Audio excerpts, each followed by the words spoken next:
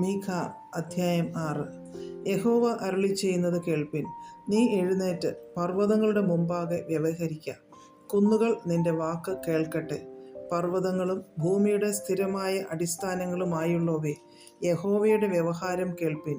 യഹോവയ്ക്ക് തൻ്റെ ജനത്തോട് ഒരു വ്യവഹാരമുണ്ട്. അവൻ ഇസ്രയേലിനോട് വാദിക്കും. എൻ്റെ ജനമേ, ഞാൻ നിന്നോട് എന്തു ചെയ്തു?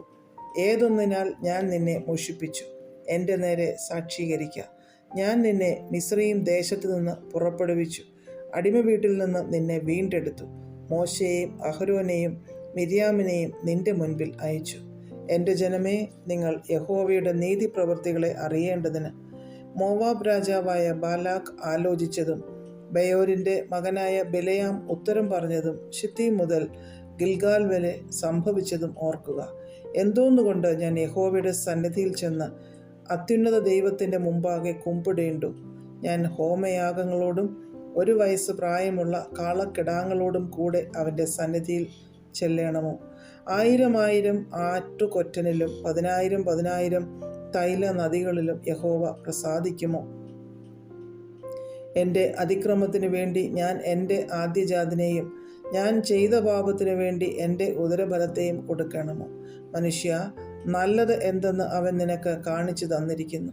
ന്യായം പ്രവർത്തിപ്പാനും ദയാ തൽപരനായിരിക്കാനും നിന്റെ ദൈവത്തിൻ്റെ സന്നിധിയിൽ താഴ്മയോടെ നടപ്പാനും അല്ലാതെ എന്താകുന്നു യഹോവ നിന്നോട് ചോദിക്കുന്നത്? കേട്ടോ, യഹോവ പട്ടണത്തോട് വിളിച്ചു പറയുന്നത്: നിന്റെ നാമത്തെ ഭയപ്പെടുന്നത് ജ്ഞാനമാകുന്നു. വടിയെയും അതിനെ നിയമിച്ചവനെയും ശ്രദ്ധിപ്പീൻ. ദുഷ്ടൻ്റെ വീട്ടിൽ ഇനിയും അനീതിയുള്ള നിക്ഷേപങ്ങളും ശാപകരമായ കള്ളയളവും ഉണ്ടോ? കള്ളത്തുലാസും കള്ളപ്പടികളിട്ട സഞ്ചിയുമുള്ളവനെ ഞാൻ നിർമ്മലനായി എണ്ണുമോ? അതിലെ ധനവാന്മാർ സാഹസപൂർണന്മാർ ആകുന്നു. അതിൻ്റെ നിവാസികൾ വ്യാജം സംസാരിക്കുന്നു. അവരുടെ വായിൽ അവരുടെ നാവ് ചതിവുള്ളത് തന്നെ. ആകയാൽ ഞാൻ നിന്നെ കഠിനമായി ദണ്ഡിപ്പിക്കും. നിന്റെ പാപങ്ങൾ നിമിത്തം നിന്നെ ശൂന്യമാക്കും. നീ ഭക്ഷിക്കും, തൃപ്തി വരികയില്ല. വിശപ്പ് അടങ്ങുകയുമില്ല. നീ നീക്കിവെക്കും, ഒന്നും സ്വരൂപിക്കയില്ല താനും. നീ സ്വരൂപിക്കുന്നത് ഞാൻ വാളിന് ഏൽപ്പിച്ചു കൊടുക്കും. നീ വിതയ്ക്കും, കൊയ്യുകയില്ല. നീ ഒലിവുകായി ചവിട്ടും, എണ്ണ പൂശുകയില്ല. മുന്തിരിപ്പഴം ചവിട്ടും, വീഞ്ഞ് കുടിക്കുകയില്ല താനും. ഞാൻ നിന്നെ ശൂന്യവും നിന്റെ നിവാസികളെ പരിഹാസ വിഷയവും ആക്കേണ്ടതിനും നിങ്ങൾ എൻ്റെ ജനത്തിൻ്റെ നിന്ന വഹിക്കേണ്ടതിനും ഒമ്രിയുടെ ചട്ടങ്ങളും അഹാബ് ഗൃഹത്തിൻ്റെ സകല പ്രവൃത്തികളും പ്രമാണമാക്കിയിരിക്കുന്നു. അവരുടെ ആലോചനകളെ നിങ്ങൾ അനുസരിച്ച് നടക്കുന്നു. അധ്യായം 7. എനിക്ക് അയ്യോ കഷ്ടം! പഴം പറിച്ച ശേഷം എന്ന പോലെയും മുന്തിരിപ്പഴം പറിച്ച ശേഷം കാല പെറുക്കുന്നത് പോലെയും ഞാൻ ആയല്ലോ. തിന്മാൻ ഒരു മുന്തിരിക്കുലയും ഇല്ല. ഞാൻ കൊതിക്കുന്ന അത്തിയുടെ തലപ്പഴവുമില്ല. ഭക്തിമാൻ ഭൂമിയിൽ നിന്ന് നശിച്ചുപോയി. മനുഷ്യരുടെ ഇടയിൽ നേരുള്ളവൻ ആരുമില്ല. അവരൊക്കെയും രക്തത്തിനായി പതിയിരിക്കുന്നു. ഓരോരുത്തൻ താൻ്റെ സഹോദരനെ വലവെച്ച് പിടിപ്പാൻ നോക്കുന്നു. ജാഗ്രതയോടെ ദോഷം പ്രവർത്തിക്കേണ്ടതിന് അവരുടെ കൈ അതിലേക്ക് നീണ്ടിരിക്കുന്നു.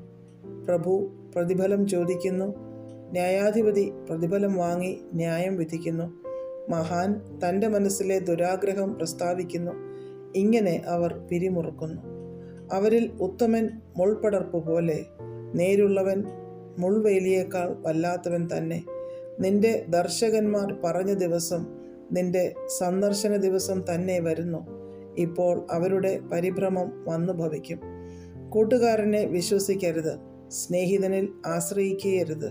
നിന്റെ മാർവിടത്ത് ശയിക്കുന്നവളോട് പറയാതെ വണ്ണം നിന്റെ വായുടെ കതക് കാത്തുകൊള്ളുക. മകൻ അപ്പനെ നിന്ദിക്കുന്നു. മകൾ അമ്മയോടും മരുമകൾ അമ്മാവി അമ്മയോടും എതിർത്ത് നിൽക്കുന്നു. മനുഷ്യൻ്റെ ശത്രുക്കൾ അവൻ്റെ വീട്ടുകാർ തന്നെ. ഞാനോ യഹോവയെങ്കിലേക്ക് നോക്കും. എൻ്റെ രക്ഷയുടെ ദൈവത്തിനായി കാത്തിരിക്കും. എൻ്റെ ദൈവം എൻ്റെ പ്രാർത്ഥന കേൾക്കും. എൻ്റെ ശത്രുവായവളെ എന്നെ ചൊല്ലി സന്തോഷിക്കരുത്. വീണു എങ്കിലും ഞാൻ വീണ്ടും എഴുന്നേൽക്കും. ഞാൻ ഇരുട്ടത്തിരുന്നാലും യഹോവ എനിക്ക് വെളിച്ചമായിരിക്കുന്നു. യഹോവ എൻ്റെ വ്യവഹാരം നടത്തി എനിക്ക് ന്യായം പാലിച്ചു തരുവോളം ഞാൻ അവൻ്റെ ക്രോധം വഹിക്കും. ഞാൻ അവനോട് പാപം ചെയ്തുവല്ലോ. അവൻ എന്നെ വെളിച്ചത്തിലേക്ക് പുറപ്പെടുവിക്കുകയും ഞാൻ അവൻ്റെ നീതി കണ്ട് സന്തോഷിക്കുകയും ചെയ്യും. എൻ്റെ ശത്രു അത് കാണും. നിന്റെ ദൈവമായ യഹോവ എവിടെ എന്ന് എന്നോട് പറഞ്ഞവളെ ലജ്ജ മൂടും. എൻ്റെ കണ്ണ് അവളെ കണ്ട് രസിക്കും. അന്ന് അവളെ വീഥികളിലെ ചെളി പോലെ ചവിട്ടിക്കളയും. നിന്റെ മതിലുകൾ പണിവാനുള്ള നാൾ വരുന്നു. അന്നാളിൽ നിന്റെ അതിർ അകന്നു പോകും. അന്നാളിൽ അശ്ശൂരിൽ നിന്നും മിസ്രയീം പട്ടണങ്ങളിൽ നിന്നും, മിസ്രയീം മുതൽ നദി വരെയും, സമുദ്രം മുതൽ സമുദ്രം വരെയും, പർവ്വതം മുതൽ പർവ്വതം വരെയും അവർ നിന്റെ അടുക്കൽ വരും. എന്നാൽ ഭൂമി നിവാസികൾ നിമിത്തവും അവരുടെ പ്രവൃത്തികളുടെ ഫലം ഹേതുവായും ശൂന്യമായി തീരും. കർമ്മേലിൻ്റെ മധ്യേ കാട്ടിൽ തനിച്ചിരിക്കുന്നതും നിന്റെ അവകാശവുമായി നിന്റെ ജനമായ ആട്ടിൻകൂട്ടത്തെ നിന്റെ കോൽ കൊണ്ട് മേയിക്കണമേ. പുരാതന കാലത്തെന്ന പോലെ അവർ ബാശാനിലും ഗിലെയാദിലും മേഞ്ഞുകൊണ്ടിരിക്കട്ടെ.